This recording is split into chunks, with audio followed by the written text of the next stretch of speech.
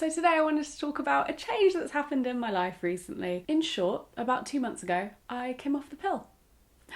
Oh my god. Just for context, by the way, Jack's working in the room next door and I don't think he's ever heard me film directly. So I'm a little bit shy. So I made a load of notes on my laptop. So I'm going to kind of run through everything bit by bit and I hope I don't miss anything in this story. So we're going to break this video down into 4 parts. And the first is why I decided to come off the pill. The second is my first experience of coming off the pill when I was 21. Thirdly is what my first month has been like. And fourth is going into the second month, what I've noticed as well. I just wanted to do a little update, you know? So just a little disclaimer, this is still very early days. Don't take this all as prescriptive and what you will experience because every single body is different. I started the pill 11 years ago, so it's very early days for me.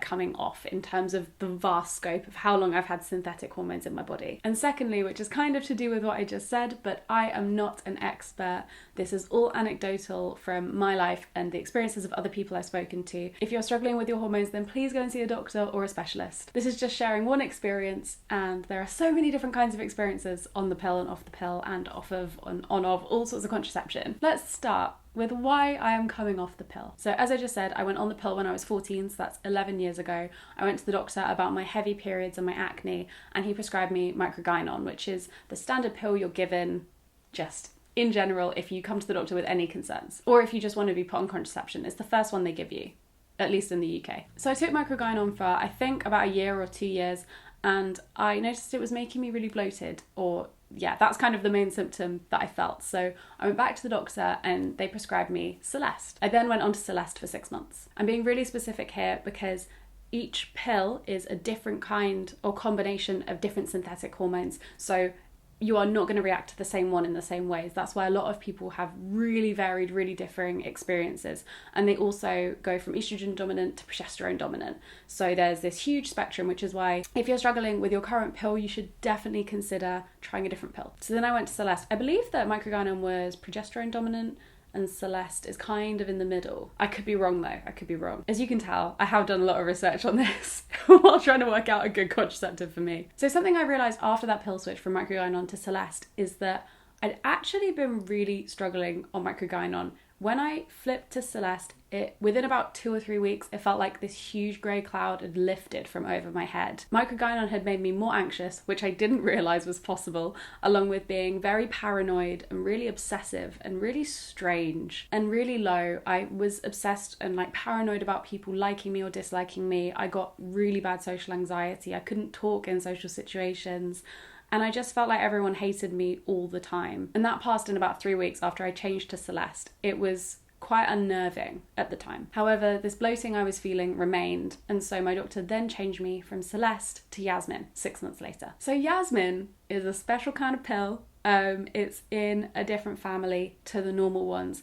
And it's now associated with some increased risks of strokes and other heart blood clot related conditions because it uses a different kind of progesterone and that acts in your body slightly differently. I believe now on the NHS they very rarely prescribe Yasmin because it is associated with these increased risks. However, at the time my doctor was like, Yasmin, cool. So I went on Yasmin and it really agreed with me. It cleared my skin and it leveled out my emotions. I felt very emotionally stable on Yasmin. And as someone with acne, it completely cleared my skin, which was incredible. It just made me feel more in control, which I really liked. So I took Yasmin for 4 years, I believe. And then when I was 21, I went through a lot of life changes. And one of those was I was going through a breakup. And so I thought, you know what, while I'm trying to discover myself, I'm a new grad, I'm living in London, why don't I try and come off the pill? I'll explain what happened when I tried to come off the pill in the second part of this video, but it went really badly and I was really struggling. So I went back on it 4 months later. So I was back on Yasmin and things were pretty much as they had been until maybe last year and the year before. I started noticing some more unpleasant side effects that I assume have come from continued use, but I could be wrong. So part of the reason people like Yasmin is because it debloats you and clears your skin, and part of that experience is that it has a diuretic effect, so you pee more than normal.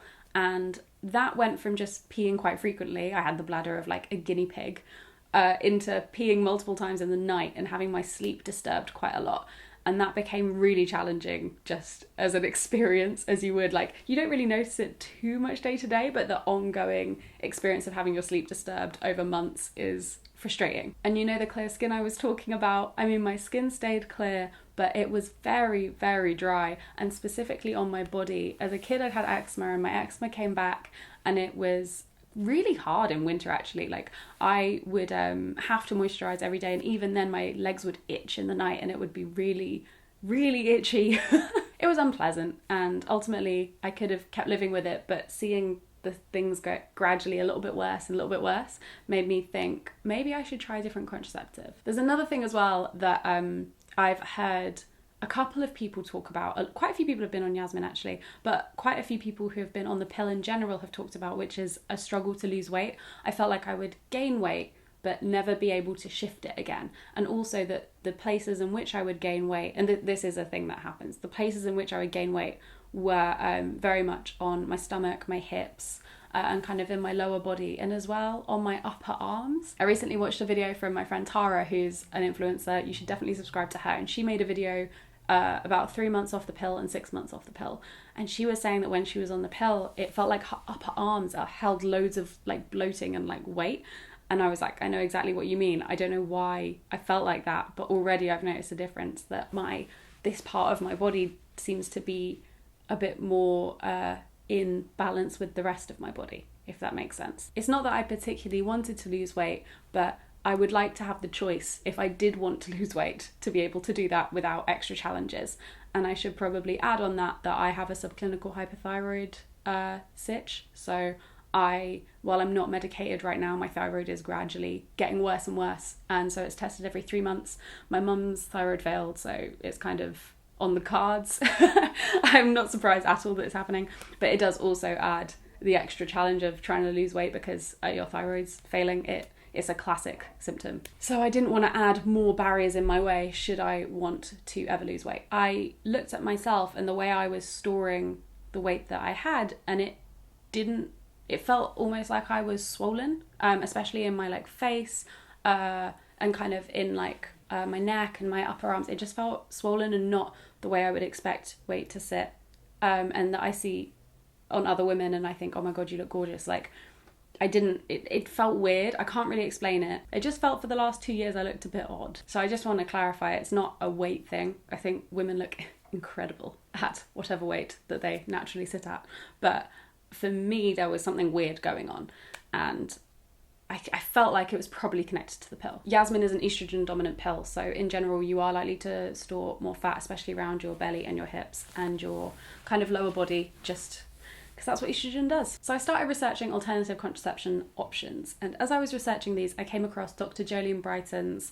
Instagram, and she is a specialist in women's hormonal treatment, and she was so enlightening on this, and I bought her book Beyond the Pill. I'd really recommend you read Beyond the Pill, especially if you're considering staying on hormonal contraception and if you're thinking about coming off, because it's been so valuable in learning what my body needs to support my oat complex, which is my ovaries, my adrenals and my thyroid. But it's also written for women who want to stay on the pill and just support their body the best way they can, or any other hormonal contraception. So yeah, when I discovered Dr. Jolene's writing, I went from thinking, oh, I need to change pill, to oh, maybe I should try and come off the pill again. However, I was very scared because I didn't want to go through what I went through when I was 21, which takes us to part 2.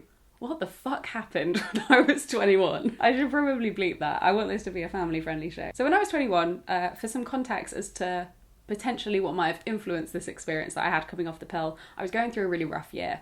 I had graduated and done my 3rd year of uni, which if you've done, you will know, incredibly stressful.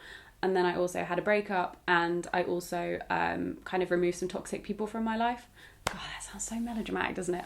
Remove some toxic people. But you know what I mean. It was just a big year for a lot of things. I would argue overall that created a high stress environment. Oh, I also got sober. That's another thing. So I was trying to not even trying to. I was sober when I came off the pill, and for that whole period almost, it exactly matched when I got sober. So November of 2016, I come off Yasmin for the first time, just to try it. The first thing that I noticed was that I broke out in the most horrendous acne of my life, and I've had a lot of acne. I had not only your classic T-zone whiteheads that were very prominent, frequent, and covering my forehead and my T-zone. I also had these huge red sore cysts coming down my cheeks as well. I felt really self-conscious, but also the soreness meant that I was in a bit of pain as well. I'll try and see if I can find any footage of that time. I believe I took photos and I have some, but yeah, it was not fun at all. The second big symptom I noticed was that my moods took a real turn. So on Yasmin, I feel like I have an emotional spectrum of about here, like happy, to like sad, and I kind of would weave between those pretty consistently. And when I came off Yasmin, it felt like I went like this, and I was swinging between really low and ecstatically happy multiple times a day. So low I couldn't even cry 1 minute, and then so happy I was skipping down the street the next. I was at the point where I was Googling bipolar symptoms. And within that, I also found my mind was leaning towards a lot of reckless thoughts, a lot of fuck it, let's just do it. A lot of I don't even fucking care, like what's the point? And a lot of what would happen if I did that?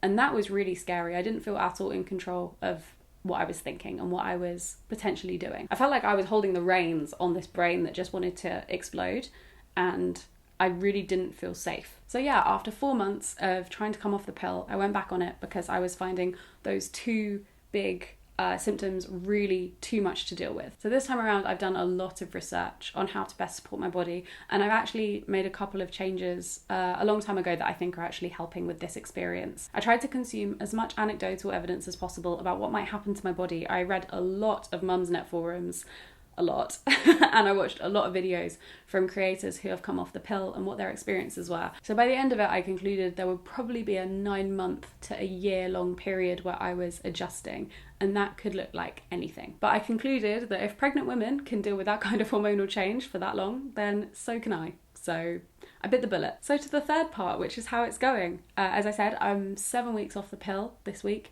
and I came off, so I guess like October time, early October. So I've decided I'm going to get the 5-year non-hormonal coil. However, I'm going to give it a couple of months before I do, just so I can get a feel of what my periods actually look like here and now. I didn't want to jump the gun and get a non-hormonal coil that could make my periods worse if my periods were already going to be quite bad, as that was what I experienced back in the day when I was a teenager. So let's talk symptoms. The first obvious one being acne. My skin last time exploded in a way I had never seen before in my life. And I don't want to speak too soon, but so far it's looking okay. My skin is oily again. I'm definitely now combination to acne prone. I'm not dry in my face, at least. My body's actually still pretty dry, but my face, However, at the moment, I've only got one regular breakout, which is just down here, and in my chin area in general and my upper lip. And I think that's because I bite my nails. So I'm trying to really chill on that. And I'm also trying to find the skin routine that works well for me. So at the moment, I've brought in Paula's Choice 2% BHA liquid, which is doing me absolute wonders. And I use niacinamide and zinc serum as my treatment, and that's doing really well for me. The only thing I would like to change is adding a gel moisturiser in for the mornings, and some evenings as well. And then at the moment, my moisturiser is just way too rich, and it's really nice. I would really recommend it. It's the Biossance Squalene moisturiser, but yeah, it's just too much for my skin right now. But the rest of my skin is no texture. Touch wood, obviously, on all of this, but the rest of my face, other than my chin, no texture, really smooth feeling, clear, bright. I feel really, really pleasantly surprised so far. We've got a couple more months, but right now it's looking really good, and I'm really grateful for that. That's one of my main worries. I've just accidentally kicked the camera, so we've moved this way slightly. But yeah, to be totally honest, like a couple of whiteheads and some redness, absolutely fine by me. If that is the extent of problematic skin, then give it to me, because my expectations were set to be a lot worse than this. So I am so happy that this is so far what my skin is serving me. Let's talk about moods. So do you remember me saying that my emotional spectrum went from here to here?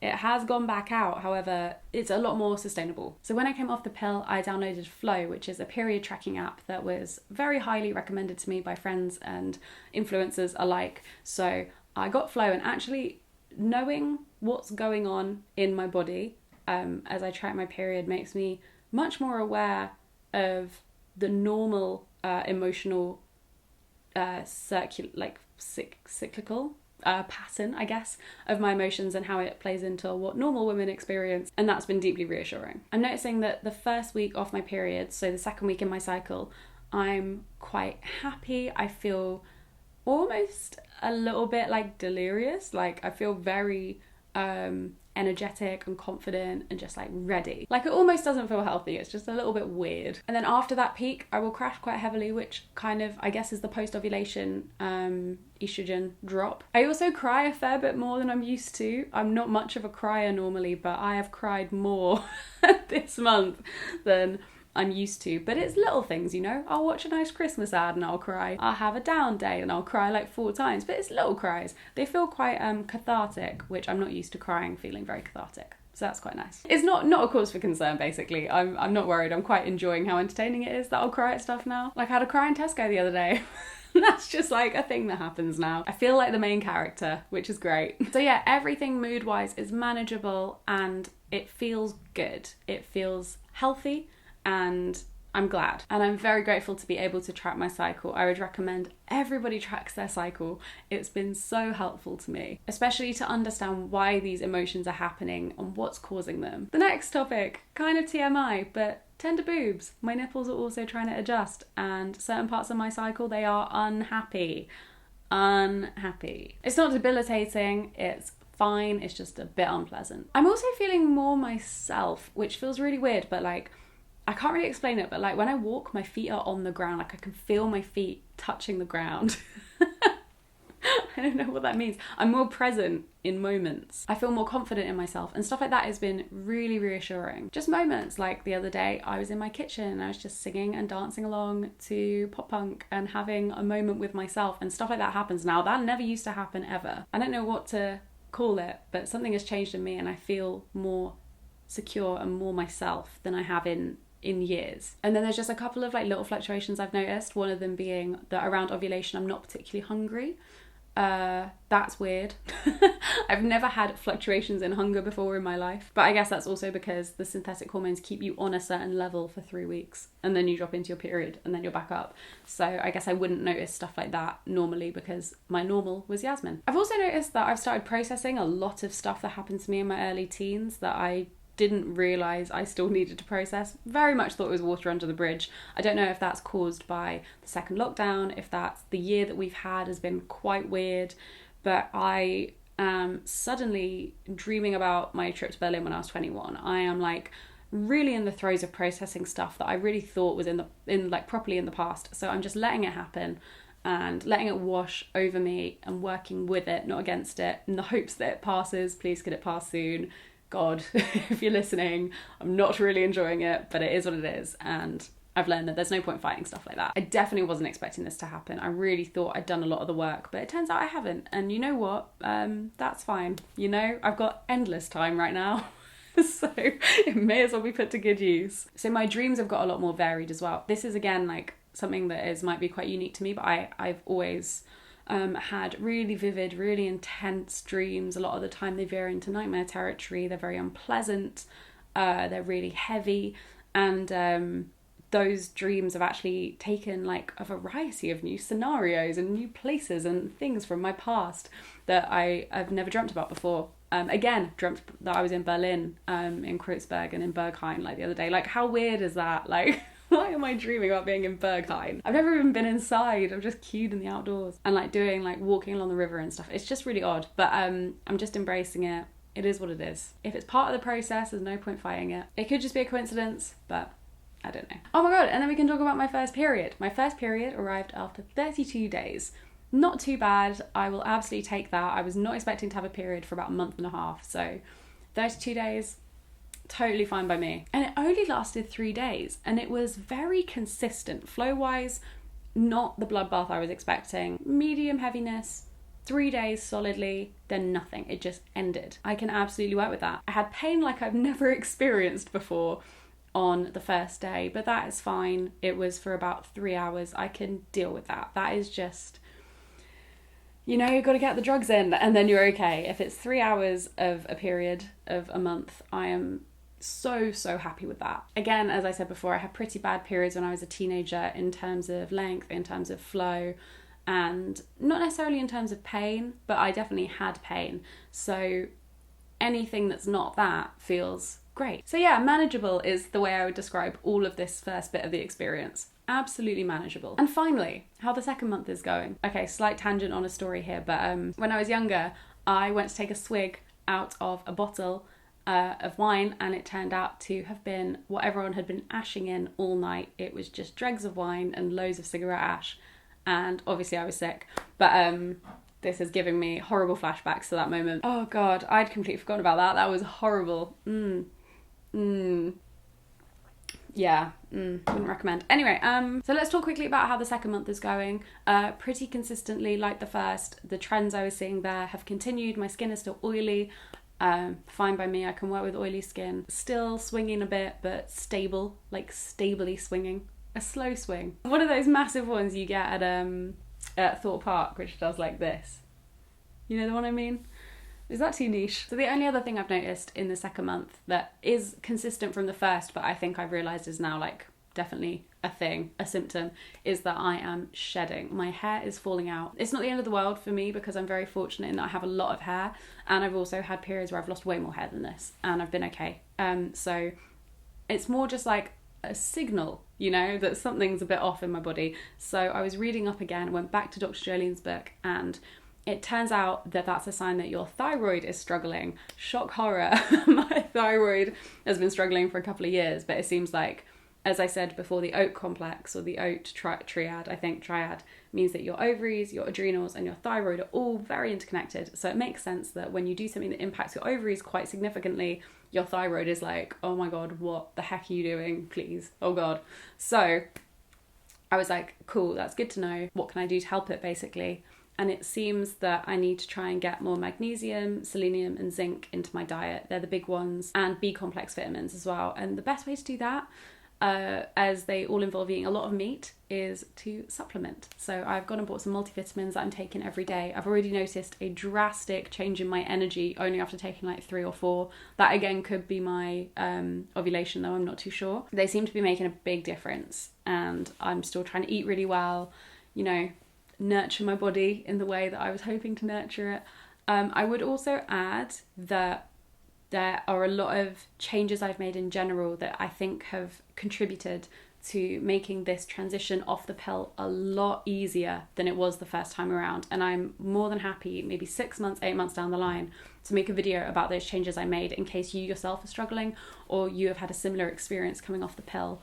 I can make a massive video explaining every change I've made, and hopefully that might help some people. So let me know if you'd like to see that. Anyway, so I just started taking that multivitamin this week. I will let you know how it's going. Unsurprisingly, it is marketed as like a woman's health multivitamin, but it has everything that I was looking for in it, in reasonable doses, not too much, not too little. So yeah, I'm content with that so far. That is my entire update so far. That is every bit of goss, all the info you need on why I came off the pill. So thank you so much for watching. I hope this has helped, or this has indulged your curiosity a little bit about what it's like to come off the pill. Let me know your pill stories in the comments, or any contraceptive story. I'm so interested in contraception. I think the way that women's bodies work specifically is fascinating. We are mystical, wonderful beings. Please leave a like if you enjoyed this video. I'd really appreciate it. It really helps the algorithm. And hit subscribe if you want my 6-month pill update, another off the pill update, maybe a year in, just to like tell you everything that's going on. So subscribe for more of that. And thanks again for watching. I will see you in my next video.